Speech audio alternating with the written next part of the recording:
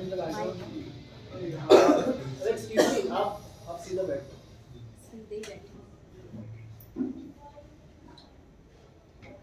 I think it's over now. Yeah.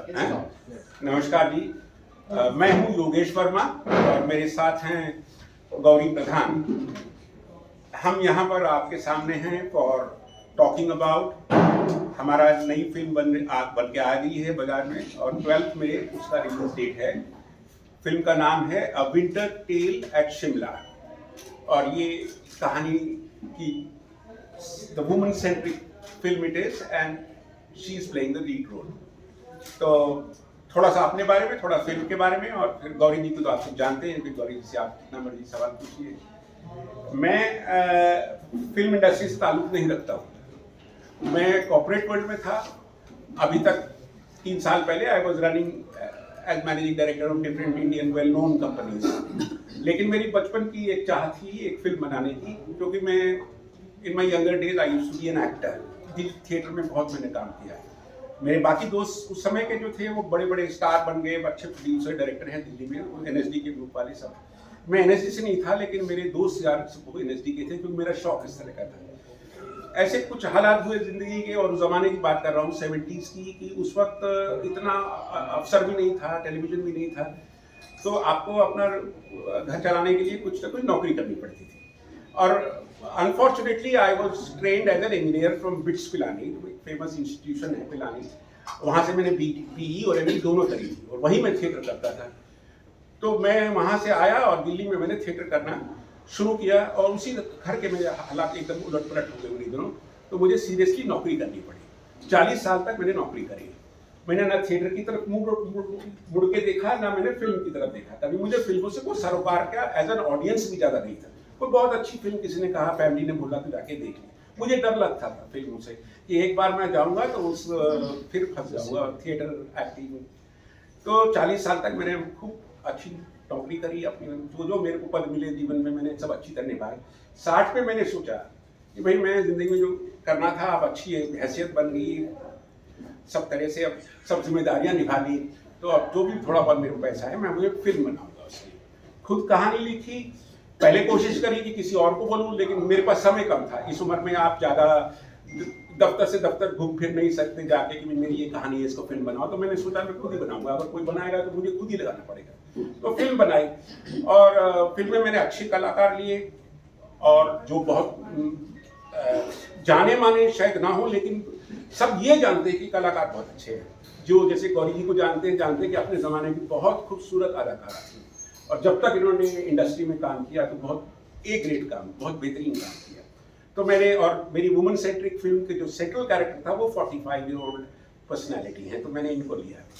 तो खैर कहानी बनते बनते मुझे एहसास होने लगा और मेरे साथ इंडस्ट्री के बहुत अच्छे एक्सपीरियंस और माहिर लोग थे। सिर्फ मैं नया था लेकिन मेरी जो टीम थी वो सब ने 30-30, 40-40 फिल्में अच्छी नाम कमाए हुए सब लोग थे मेरे साथ, मेरी टीम अच्छी थी। तो उन्होंने मेरे को बोलने लगा कि यार ये फिल्म आपकी बहुत एक तरह से अलग बन रही है और उनका तो ये डिस्क्रिप्शन था कि एक अभूतपूर्व फिल्म बन रही है, coming from a person who is not at all in the industry, have no background. और मानिए कि जिंदगी में पहली बार I have directed the film और जिंदगी में वो पहली शूटिंग मैंने लाइफ में देखी थी। मैंने शूटिंग भी नहीं देखी थी, but I had a good team, so I was working on a conceptual plane and others were working on the operating plane, the cinematographer and all the other technicians. Film बहुत अच्छी बन गई और ये फिल्म क्या है ये बताना चाहता हूँ। इसको अगर आप मुझे if I would like to describe, I would call it a classic tale, or somebody said it's rather a tale of classic love. Classic love क्या चीज़ है वो बताने दीजिए मुझे कि क्लासिक लव वो एक प्यार मोहब्बत का एहसास, इश्क है, वो एक ऐसा जुनून है जिसमें जो बेसिक एलिमेंट्स हैं वो बिरहा है, उसमें आप हीरो हीरोइन मिलते नहीं हैं क्लासिक लव में। आप कोई देख लीजिए रोमियो जूलियट या शीरी फरहाद या कोई भी फिल्म, और उसमें यर्निंग और सैक्रिफाइस है। मोहब्बत का मतलब यह है कि मैं आपका हूँ, आप मेरी हो ना हो, या आप वाइस वर्सा, या आप मेरे हो मैं आपकी हूँ ना हो। और जस्ट बिकॉज मैंने प्यार किया है मुझे आपके जीवन पे हक और अधिकार नहीं है। I cannot have rights on other person whom I love, I only can sacrifice myself to the person I love. तो ये इंतजार, आजकल के मॉडर्न ज़माने में अगर लड़की 6 महीने के लिए बाहर पढ़ने चली जाए या लड़का चला जाए तो distant love is not feasible this के। पहले ज़माने में 20-20 साल नदी किनारे बैठ के इंतजार हो जाती थी, या महल के झरोखे में बैठे नजरें लगा के बैठी है घोड़े पे आएगा 20 साल बाद, वो देखती थी। तो वो ऐसे विंटेज एलिमेंट्स को संजो कर मॉडर्न कॉन्टेक्स्ट में आज के जीवन में क्या हो रहा है, वैसी एक धीमी रफ्तार की फिल्म है। बहुत धीरे धीरे आपको एक एहसास होता है कि आज एक अच्छी फिल्म देखी। मुझे मालूम है, मैं कमर्शियल आदमी रहा हूँ, I been running commercial businesses, so I know that I have to address to the audience को प्लॉट को, बहुत इंट्रीगिंग कहानी के बड़े डेप्थ वाले कैरेक्टर्स और स्लोली अनरेवल होने वाली कहानी बनाई। तो ये सब म्यूजिक भी जो है टैगोर इंस्पायर्ड है, रविन्द्रनाथ टैगोर जी के म्यूजिक बेस पे मेरा गाना है वो है। तो ये सब करते करते सबने मेरे को बताया कि ये वही फिल्म आपकी अच्छी बनी है, it is no more a personal experimentation, the film is worth showing to the world. आप इसको आप आगे बढ़ के इसको फिल्म को दिखाइए, दुनिया को दिखाइए। तो कहानी कुछ इस प्रकार से हुई कि एक लड़की है जो जीवन में बहुत उत्साह से भरी हुई है, वो हर चीज को, उसके अंदर क्यूरियोसिटी है, सब कुछ को एक्सपीरियंस करने के लिए बिल्कुल निश्चल है, लेकिन वो एक्सपीरियंस सब कुछ करना चाहती है। She lives on the boundary of adventure to with full spirits to enjoy life. इतना उसके अंदर मतलब लस्ट है लाइफ की, और उसके जिससे प्यार करती है, जिससे हो जाता है प्यार, वो एक फिलोसफर किस्म का, जिसे कहते हैं रोमांटिक फूल, पढ़ा लिखा है लेकिन लिखने का उसको शौक है, थोड़ा पोइटिक है, खलील गिब्रान पढ़ता है, उसी के बारे में बातें करता है। और उनके साथ जब प्यार होता है तो लड़की को ये लगता है कि बस ये आदमी जो है मंत्रमुग्ध रहती है उसकी बातों से, और वो ऐसा उसको प्यार मिलता है, वो भी उसको पूरी फ्रीडम और पूरी रेंज देता है, जो करना चाहती है कर। लेकिन उसके दिल में, क्योंकि वो आप देखिए कि ये लड़की 90s में है, तो उस वक्त even after women's liberation and everything, girls were still not permitted at that time, at least in 90s, to do what they wanted. आपका घर में आपके बेटा है तो बेटा जाके रेलवे प्लेटफॉर्म पे सो के बॉम्बे में इंडस्ट्री में अपना एक पहचान बना सकता है। एक लड़की आपकी अगर जाके प्लेटफॉर्म पे सो के, I mean, there were many boundaries for women even at that time.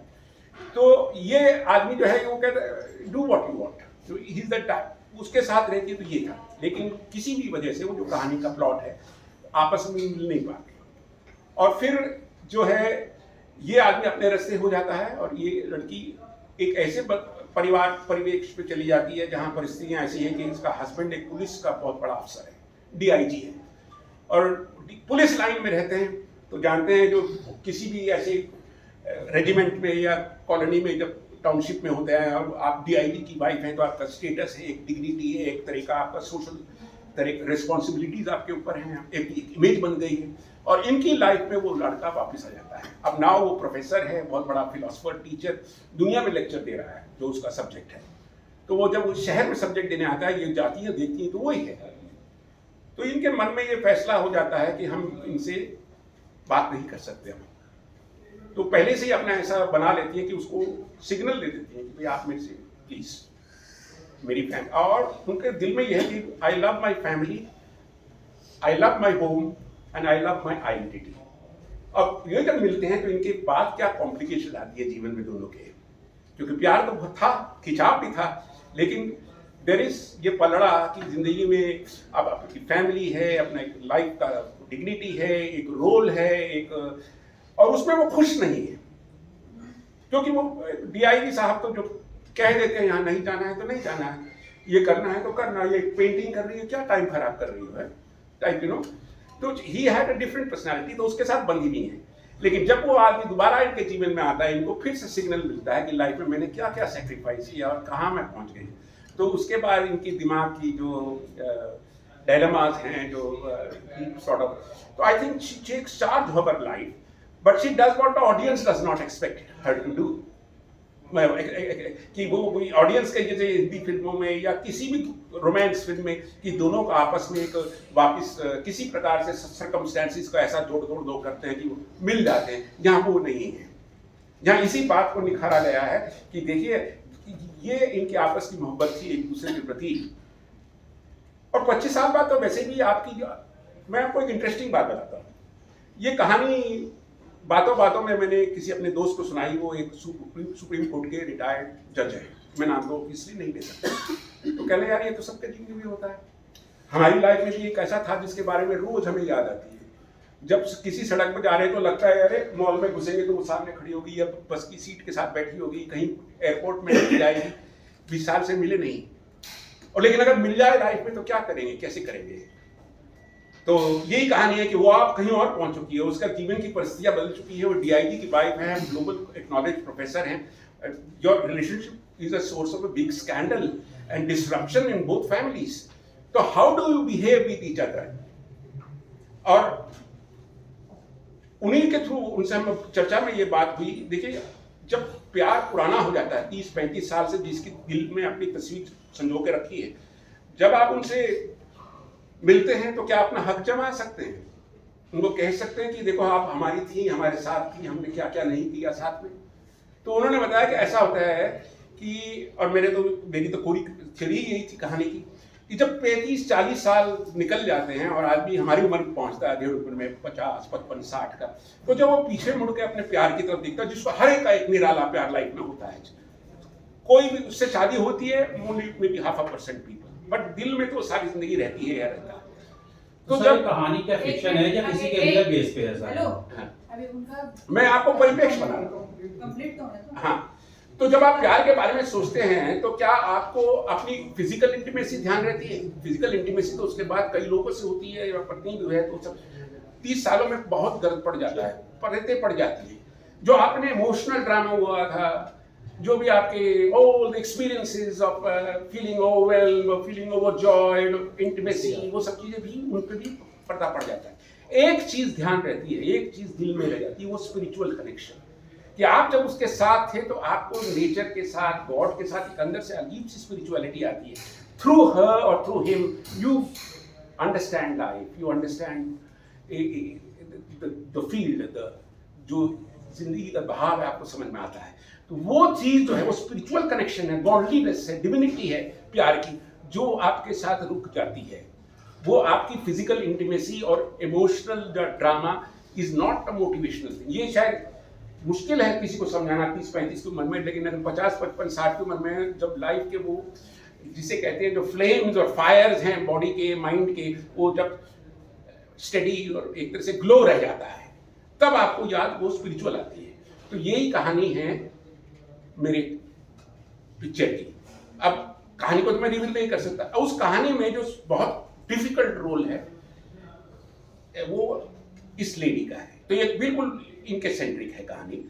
और इन्होंने इसको आपको तो याद होगा कि गौरी जी जब मीडिया में या जब सब लोग जानते थे उनको उस वक्त, तो स्टार थी टेलीविजन की। क्या नाम, आप ही बताइए अपने बारे में, जिससे मैं लंबा बताया, आप ही बताइए आप कैसे आई, आपने कैसे एंजॉय किया कहानी के बारे में।